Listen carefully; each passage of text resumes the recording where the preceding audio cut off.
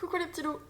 Envie de vous parler aujourd'hui de mon parcours de végétarienne qui remonte à déjà un moment. J'avais envie de vous parler de ça euh, pour vous expliquer un petit peu comment je fonctionne et comment on peut tous tendre vers le meilleur avec chacun son maximum d'action, son maximum d'envie et voilà, qui a aucune obligation à faire un quelconque choix. Bien rester à l'écoute de soi-même. Donc déjà, je voulais vous dire donc, moi je suis végétarienne et je porte du cuir. Voilà, j'ai mis mon cuir pour vous montrer, je suis tout le temps en cuir et je voulais vous parler un petit peu de tout ça justement. Les côtés qui peuvent paraître totalement antinomiques pour certains, contradictoires, où on se dit c'est pas normal, quand on a des convictions on doit aller jusqu'au bout.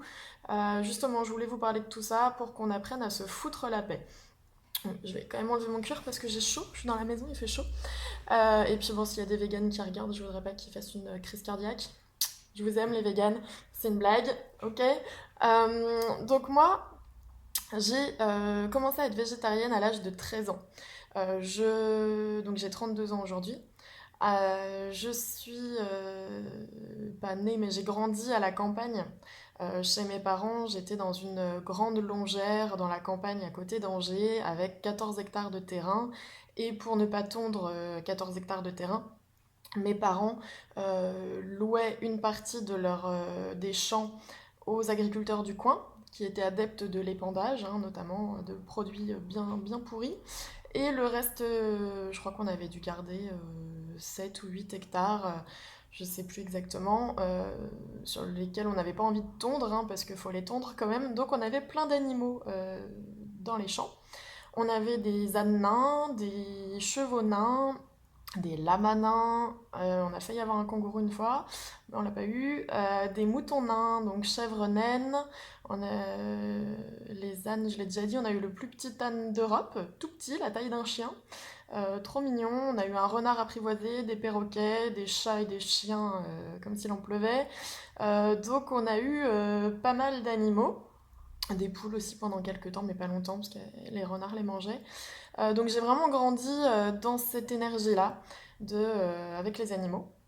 Mes parents, eux, étaient des gros viandards. Ça allait avec l'époque, hein. On mangeait beaucoup de conserves, on n'avait pas trop d'argent, donc on se nourrissait pas super bien.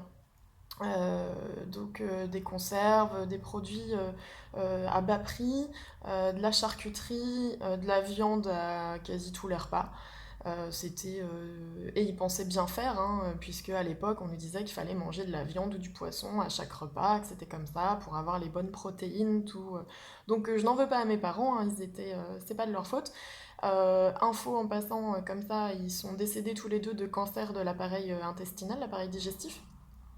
Donc voilà, petite info au passage, qui pour moi n'est pas sans lien avec tout ça. Et j'ai grandi là-dedans. Et à l'âge de 13 ans, on avait un mouton d'Ouessant, des moutons noirs, qui sont, je crois, en voie d'extinction, comme la plupart des espèces, mais là, en l'occurrence, c'était déjà le cas. Ce sont des moutons avec quatre cornes. Et on avait un bélier qui était devenu agressif et qui essayait de violer les bébés chèvres. En violant les bébés chèvres, clairement, il les aurait tués. Donc ma mère m'a dit, Céline, viens, on va chercher Jacob, il s'appelait Jacob, ce bélier, et on va l'emmener dans un autre champ tout seul pour pas qu'il fasse du mal aux chevreaux. Vous voyez un petit peu l'enfance que j'ai eue, les activités du week-end. Et donc on a attrapé avec un grand filet, le filet de notre but de foot, on a réussi à attraper Jacob, et elle m'a demandé de lui mettre une corde autour du cou et de l'emmener dans le champ d'en face. Lui avait fait un enclos juste pour lui. Je vous raconte un petit peu un truc qui m'a valu quelques séances de psy quand même, hein. Savourez votre chance que je vous raconte ça. Tout le monde n'est pas au courant. Et en fait, j'ai emmené Jacob, donc je le tirais, il voulait pas avancer, j'avais la corde sur l'épaule et j'avançais. En le tirant, il faisait bien 80 kilos, je pense, hein, ça pèse son poids.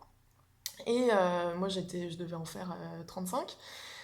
Et du coup, j'ai tiré et je le trouvais de plus en plus lourd et il m'énervait à pas vouloir avancer. Et à un moment, quand j'ai fini par me retourner, là vous avez le droit de vous foutre de moi, même si j'étais très triste, et bien en fait j'avais fait un nœud coulant sur la corde. Je me suis complètement merdée et Jacob, ben je l'avais étranglé. Gros drame de ma vie, un des premiers. Donc Jacob était mort. Là, ça a été un traumatisme pour moi incroyable. J'ai pleuré pendant des jours, je m'en voulais tellement. Et mes parents m'ont dit qu'ils l'avaient enterré dans le jardin. Et en fait, non, bon, à la campagne, normalement, on appelle l'équarrisseur qui vient chercher les animaux, on n'a pas le droit de les enterrer dans le jardin. Même si, voilà, on n'a pas toujours appelé l'équarrisseur. Et finalement, pendant plusieurs semaines après la mort de Jacob, j'ai remarqué qu'on mangeait très souvent du mouton. Et j'ai réalisé qu'en fait on était en train de manger Jacob. Donc c'est la campagne, hein, on perd pas, voilà, on perd pas la viande ou on réutilise. Et quand j'ai réalisé que ça faisait plusieurs jours, plusieurs semaines que en fait les morceaux qui sortaient du congèle, c'était des morceaux de Jacob que moi j'avais tués, imaginez mon traumatisme à 13 ans. Donc là, c'était décidé pour moi, j'allais devenir végétarienne. C'était évident. Donc je suis devenue végétarienne contre l'avis de mes parents qui m'engueulaient, qui voulaient me forcer à manger de la viande, qui me disaient qu'ils payaient pas la cantine à l'école pour pas que je mange de la viande, ce genre de choses. Et effectivement, à la cantine, on me mettait de la viande dans mon assiette tous les midis, j'avais pas le choix, même si je disais que j'en voulais pas, donc j'étais obligée de trier, mais avec quand même la sauce de la viande qui touchait mes légumes, enfin c'était pas évident. Et donc à 13 ans, en étant en 98, c'était beaucoup moins évident d'être végétarien à cette époque-là qu'aujourd'hui. Tu passais un peu pour un ovni, pour un extraterrestre quand tu disais que tu étais végétarien. Mes parents me demandaient du coup si je voulais plus manger de viande, au moins manger du poisson. Donc je mangeais du poisson de temps en temps. Je mangeais des œufs aussi, même si j'aime pas trop ça, mais j'en mangeais parce qu'ils me disaient que voilà, pour ma croissance, en plus je faisais beaucoup de danse, c'était important, et puis bah, les médecins à l'époque, ils savaient pas du tout te conseiller là-dessus, parce que les lobbyistes de la viande, clairement, tiennent les médecins, donc dès que j'étais fatiguée, on mettait toujours ça sur le coup de bah, c'est parce que tu manges pas de viande, enfin voilà, j'ai dû me battre, mais j'ai jamais cédé. Le grand jeu de mes frères qui me disait que, en gros, je somatisais et que c'est bon, en fait, je devais adorer la viande et que je me privais pour faire mon intéressante. Euh, des fois, s'amusait à planquer sous mes légumes dans mon assiette des morceaux de jambon, des morceaux de saucisson sous le fromage de ma pizza pour voir si j'allais remarquer.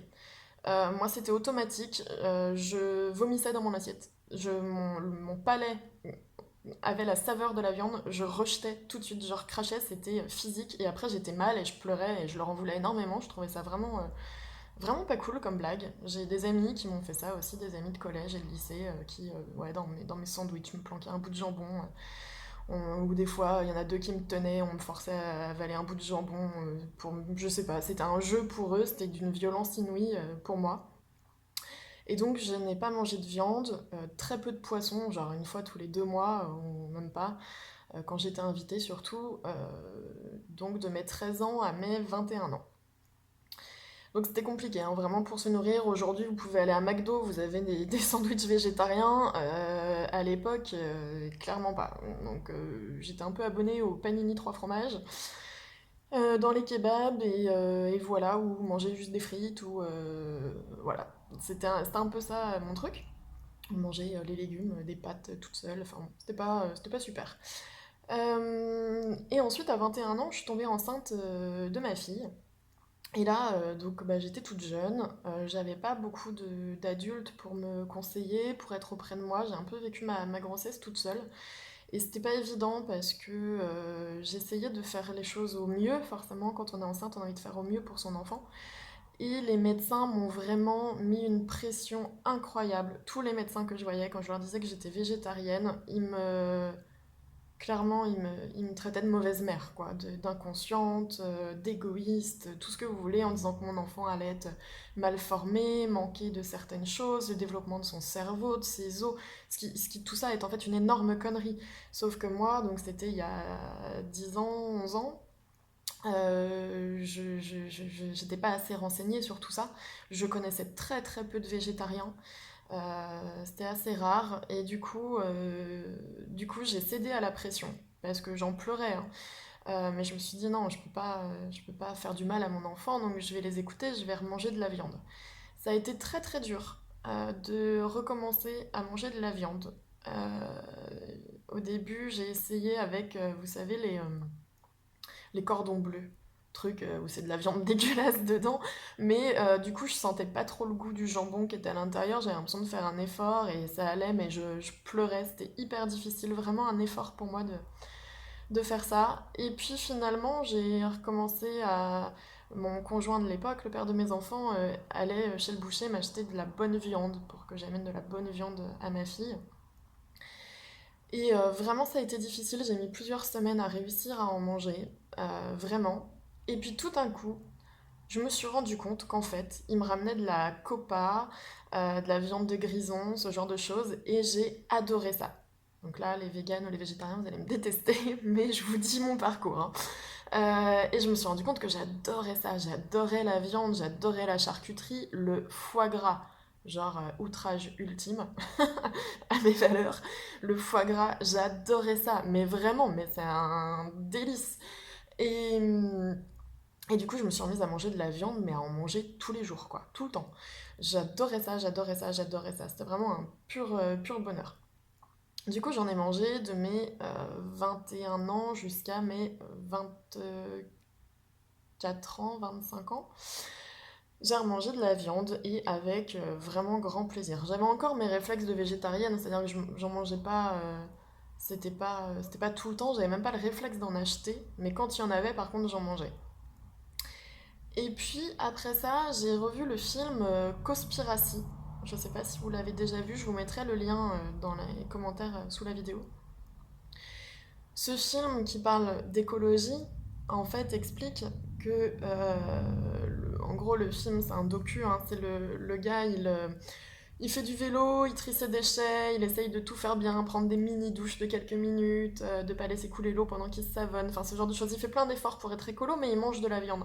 Et il se rend compte au bout d'un moment du nombre de litres d'eau, du nombre de litres d'eau pour faire pousser les céréales pour nourrir les bêtes qui vont aller à l'abattoir et qui vont faire que c'est ton repas. Donc dans un steak, tu bousilles la planète en fait en mangeant un bout de viande.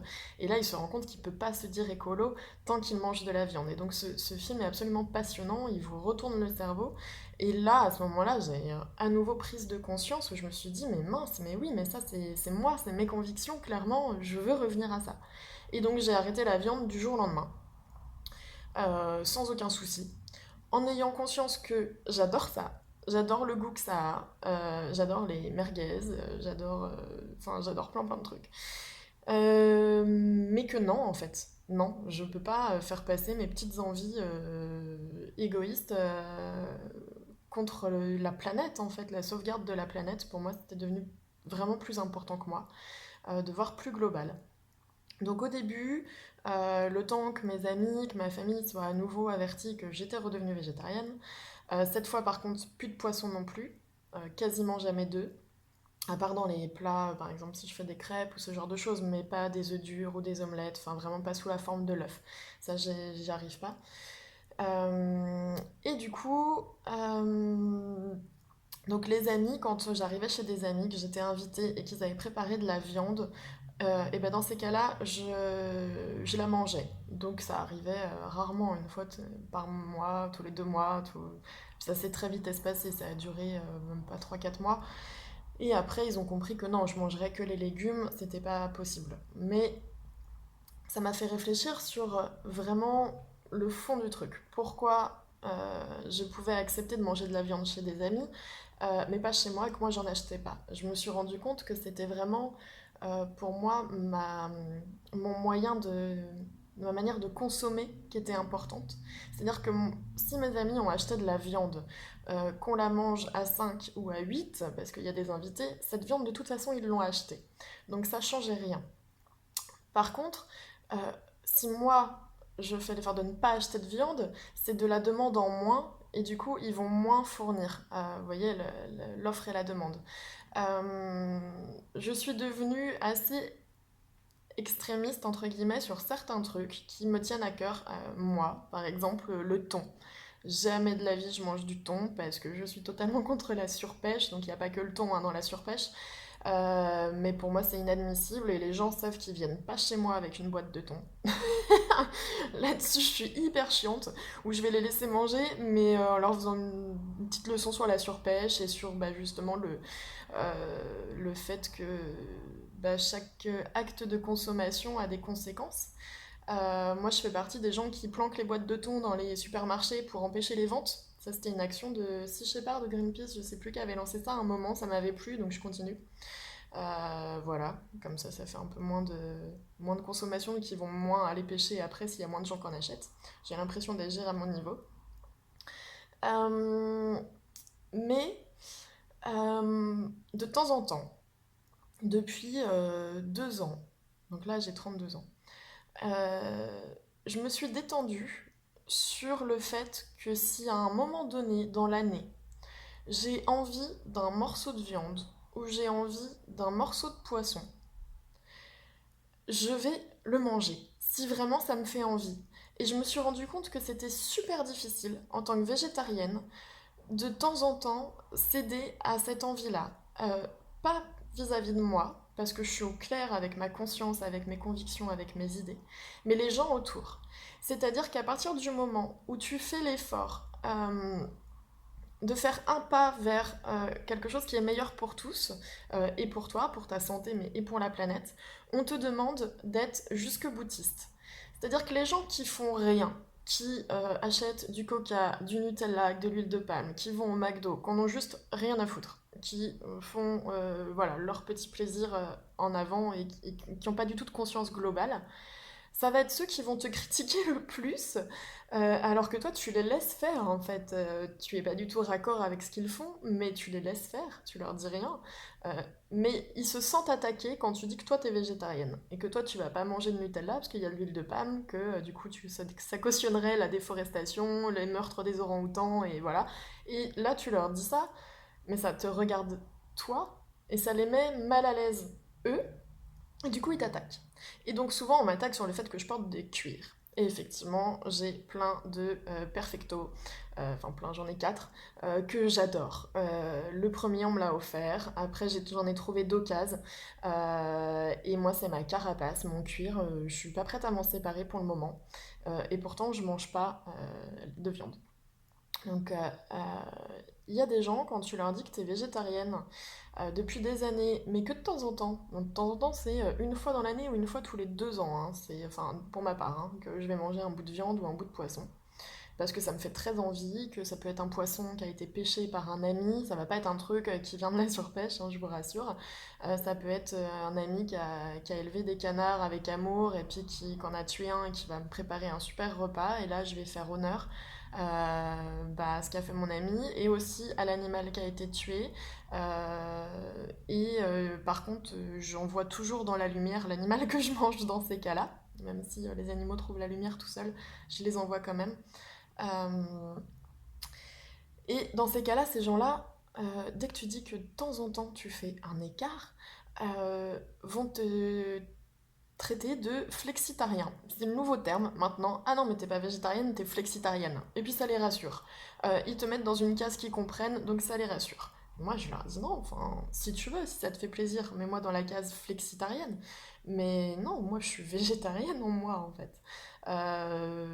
Mais ce besoin que les gens ont besoin de vous mettre dans des cases, ont besoin de savoir qui vous êtes, ont besoin de venir chercher la petite bête, vont vous dire que vous n'êtes pas totalement raccord. En fait, c'est ça que je déplore, c'est qu'à partir du moment où tu fais un effort, on te demande de faire tous les efforts du monde, alors que eux n'en font pas un seul. Et c'est vraiment quelque chose qui m'agace souvent, parce que si tout le monde faisait un tout petit effort à son niveau, ben déjà ça irait beaucoup mieux pour les animaux, pour la planète. Et on peut pas demander à certains de tout faire. Les véganes, il y a plein de véganes qui deviennent totalement extrémistes parce que, vraiment au sens propre, hein, qui sont totalement intolérants. C'est ce que je déplore beaucoup chez les véganes. Moi, je fais pas une généralité, hein, mais c'est vrai que j'en ai rencontré beaucoup. Waouh. Ils sont hyper violents même envers les végétariens, tu vois. Tu te dis, bah, attends, on fait tous à notre niveau, on fait un effort. Parce que du coup, ils sont vraiment jusque-boutistes. Ils vont même acheter des chaussures donc en cuir végétal avec de la colle qui est pas faite à base de poisson, et du maquillage qui est fait sans test sur les animaux, sans graisse de baleine. Et j'admire ces gens-là. Je les admire, mais tellement. Par contre, moi, ils me donnent pas envie d'être comme eux pour le moment parce que je trouve que ça rend intolérant en fait. Et je sais pas, pour l'instant ils m'ont pas donné envie. C'est ça que je voulais vous dire, c'est que c'est pas en forçant les gens, en les culpabilisant, qu'on leur donne envie de faire des efforts.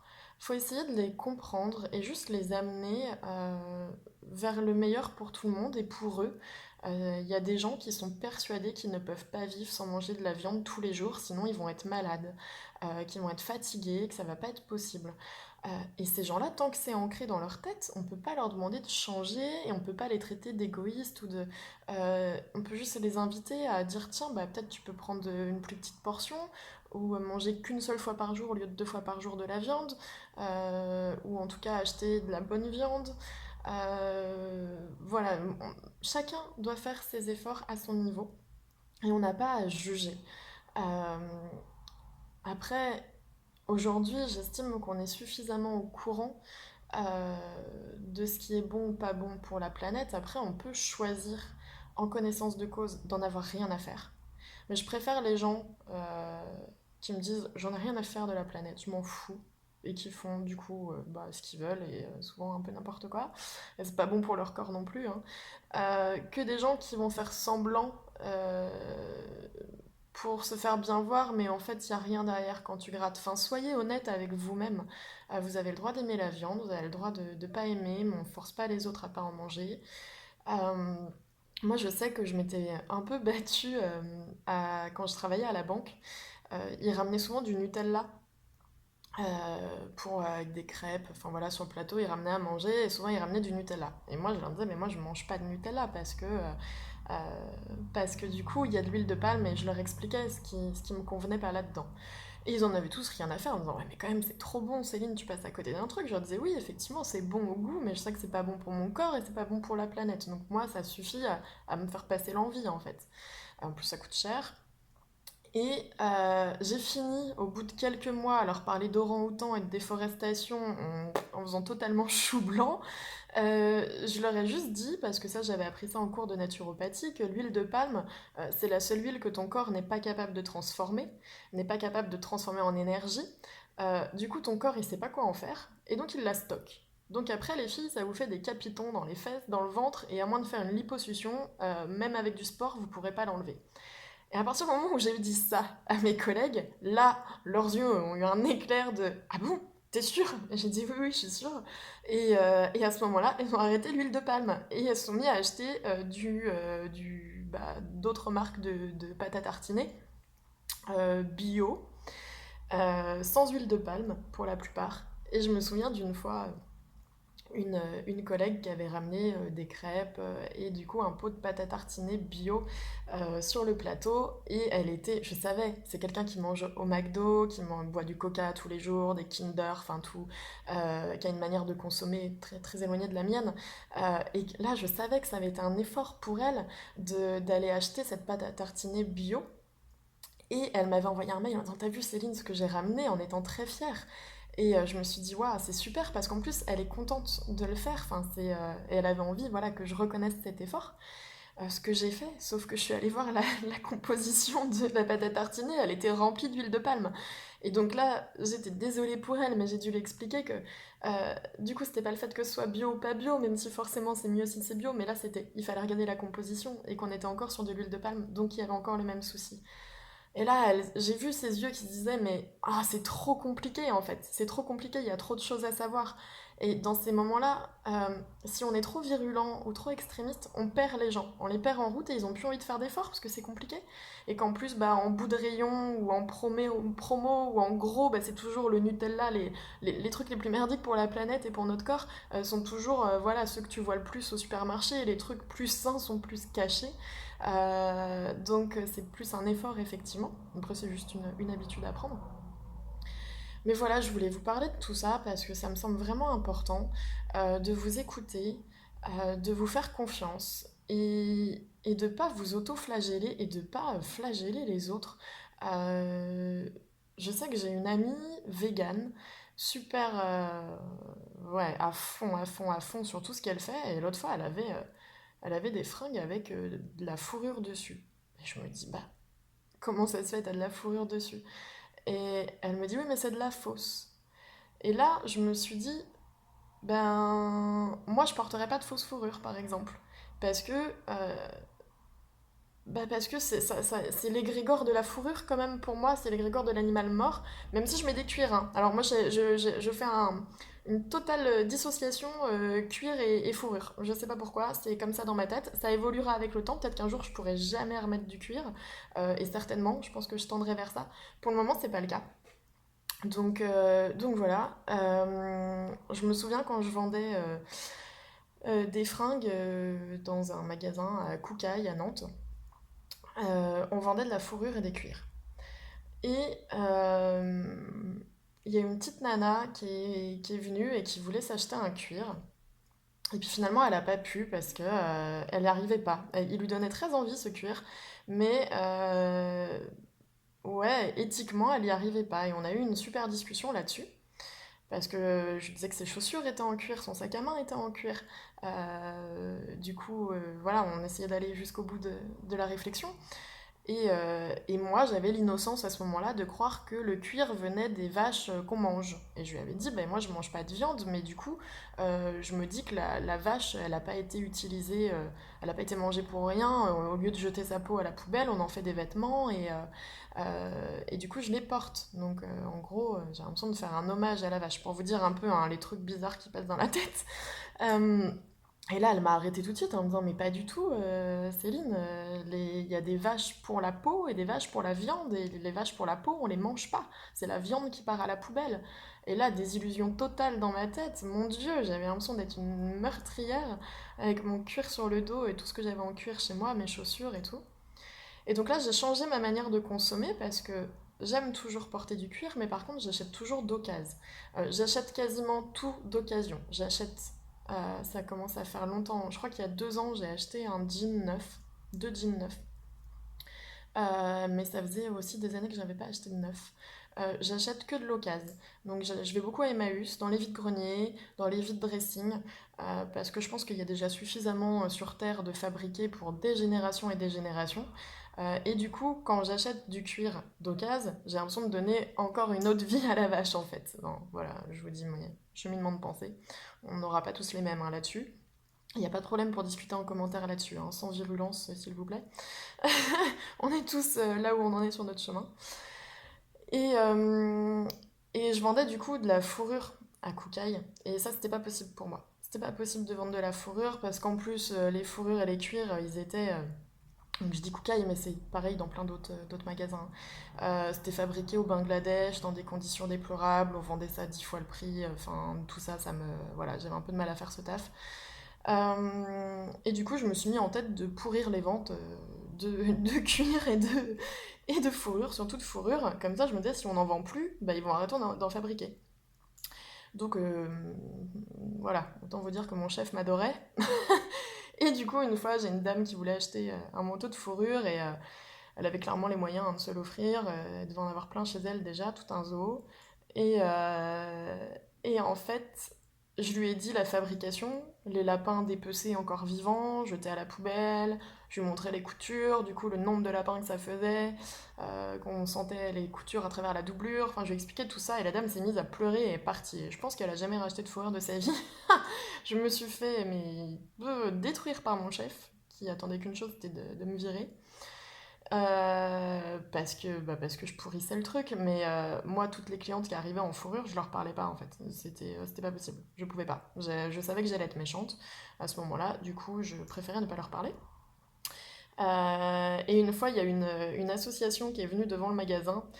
Je sais plus quelle asso, je me demande si c'était pas le 214 ou c'était pas la PETA, je sais plus, mais ils sont venus avec des photos de renards, de loups en sang, voilà, militer contre la fourrure. Et mon chef direct est venu me voir en disant Céline, je suis sûre que c'est toi qui les as appelés. Et c'était l'heure de ma pause déjeuner. Et il m'a dit je te préviens, je t'interdis de participer à cette manifestation. Et je lui ai dit écoute, c'est ma pause déjeuner donc je fais absolument ce que je veux. Donc je suis sortie et j'ai rejoint la manifestation. Donc pendant 1 heure, j'ai milité contre la fourrure. Et après, je suis re-rentrée dans le magasin avec mon chef qui m'avait vu être dans la manif et qui avait vraiment envie de me tuer à ce moment-là, je crois. Lui, il en avait profité pour mettre à l'abri toutes les femmes en fourrure qui étaient à l'intérieur du magasin en leur offrant du champagne parce qu'elles avaient peur de sortir. Elles allaient se prendre de la sauce tomate et tout sur leur super manteau et leur toque. Enfin, c'était l'hiver et vraiment, on aurait dit plein d'animaux qui rentraient dans la maison tellement elles avaient de fourrure sur elles. Et ouais, là, j'avais compris quand même qu'il y avait une dissonance à l'intérieur de moi. Je pouvais plus faire ce travail-là, donc je suis partie après. Euh, je vous parle un peu de tout, hein, parce que pour moi, c'est vraiment un sujet qui touche à beaucoup de choses, à notre façon de consommer, à notre façon de voir les choses. Euh, Aujourd'hui, de la viande, je peux plus en manger du tout, parce que ça me rend agressive. Je sens que je suis beaucoup plus agressive quand je mange de la viande. Déjà, mon ventre ne digère plus. Je suis malade pendant 2 jours si je mange de la viande. Mon corps n'est plus capable d'assimiler ça. C'est trop lourd, trop dense, trop... je sais pas, une énergie trop puissante qui me met pas bien. Et là où j'ai vraiment pris conscience de ça, c'était il y a 3 ans. Ouais, ouais, peut-être 3 ans. À Noël, j'ai un de... Je sais plus avec qui j'étais, mais la personne avait fait une dinde farcie. Et c'était vraiment un moment convivial. Voilà, tout avait été préparé. Enfin voilà, il y avait une ambiance d'amour. Et je me suis dit, ok, j'ai envie de participer entièrement à ce repas. Je vais goûter un morceau de cette dinde. Et je le prenais pas comme un effort à ce moment-là. C'était une envie de tout partager avec eux. Et donc de manger la même chose.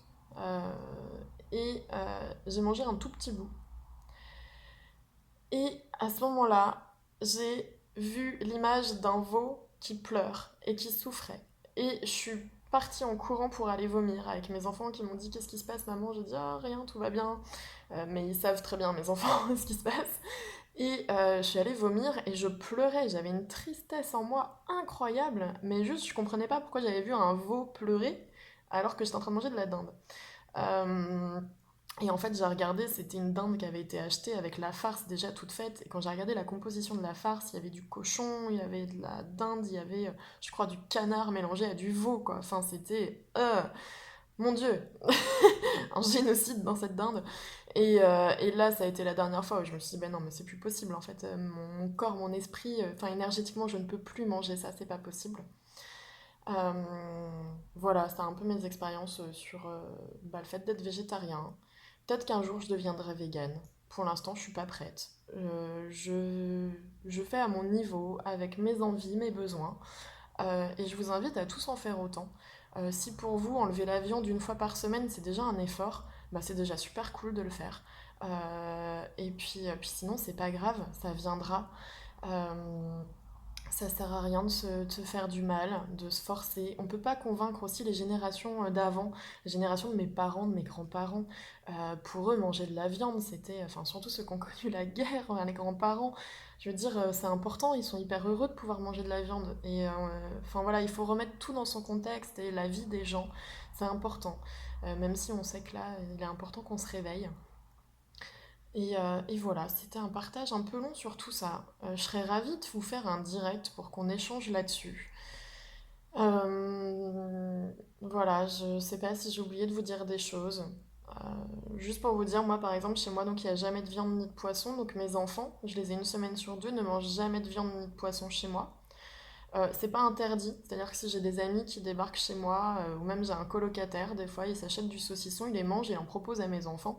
Ils savent qu'ils ont le droit, enfin ils font ce qu'ils veulent. J'impose pas j'impose pas mes convictions à mes enfants. Forcément ils y sont sensibilisés parce qu'ils me voient ne pas manger de viande, ne pas en acheter. Je leur explique surtout que c'est ça, l'important pour moi c'est de ne pas en acheter. Mais ils en mangent à la cantine, ils en mangent chez leurs parents, chez leur père, chez leurs grands-parents. Et du coup, pour moi, ça suffit largement. Et je m'étais fâchée avec la maîtresse l'année dernière de ma fille, qui a 10 ans, parce qu'elle devait apprendre, il y avait une nutritionniste qui était venue dans l'école et qui leur avait demandé d'apprendre, enfin, ils allaient avoir un contrôle enfin, une interro sur tout ce qu'il fallait manger ou pas dans la semaine. Une semaine typique. Et la leçon qu'avait à apprendre ma fille, qui venait de la diététicienne, pardon, euh, on lui disait qu'il fallait qu'elle mange du poisson ou de la viande au minimum une fois par jour, voire deux, et au minimum trois produits laitiers, voire jusqu'à cinq produits laitiers par jour. Quand elle m'a lu ça, je lui ai dit, là, je t'interdis d'apprendre ça. Ils sont en train de faire de toi une future consommatrice. Tu vas bousiller ta santé. C'est les lobbyistes qui ont créé ça, tu ne feras pas ton interro. Et ma fille, qui est première de la classe, super élève, qui veut absolument tout bien faire, pleurait en me disant s'il te plaît, laisse-moi apprendre, je vais faire l'interro, je vais avoir une bonne note. Alors qu'on s'en fout des notes.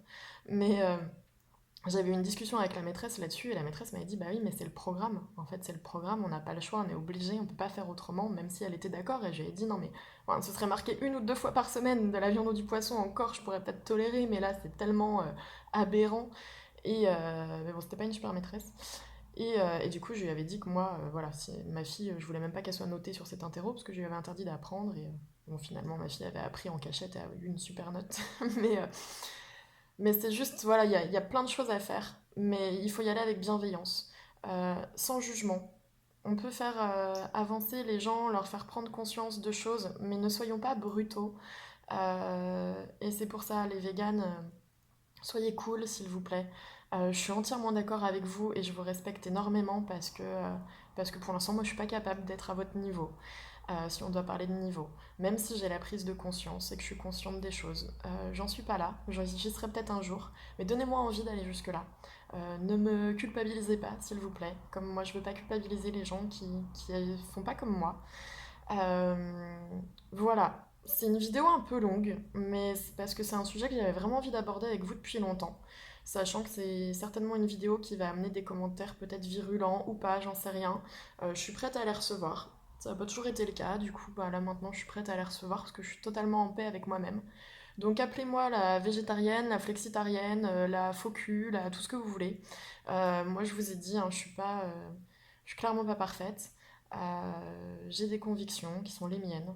Euh, je les assume et je les vis, mais elles regardent que moi.